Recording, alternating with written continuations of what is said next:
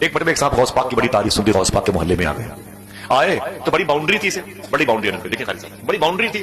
تو بولے یار یہ باؤنڈری کیسی ہے؟ بولے وہ کیا ہے؟ بولے وہ غوث پاک وہیں رہتے ہیں, وہ محل غوث پاک کا یہ باؤنڈری.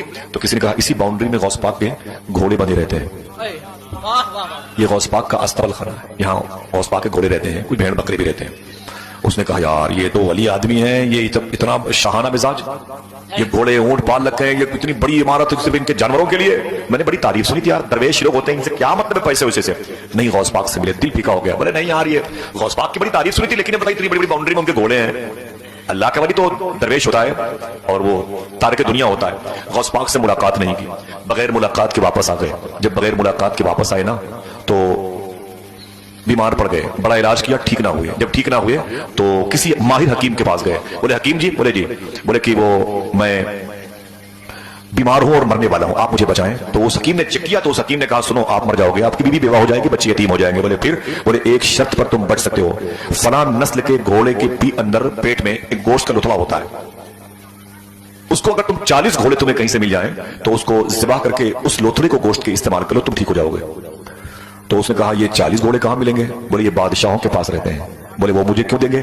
کہتے ہیں کہ ایک بادشاہوں کا بادشاہ ہے جس کا نام شیخ عبد القادر جیلانی ہے, اگر اس کے پاس چلے گئے تو وہ تمہیں یہ گھوڑے دے سکتا ہے. آئے غوث پاک کے پاس, حضور غوث اعظم سرکار کی بارگاہ. بولے سرکار, بولے کیا بات ہے؟ بولے 40 گھوڑے کی ضرورت ہے, غریب پر رحم کریں, میرے گھر کی رونق چلی جائے گی, میرے گھر کی جو روشنی ہے بجھ جائے گی, بیوی بیوہ ہو گئی, بچی یتیم ہو گئے تو کہاں جائیں گے؟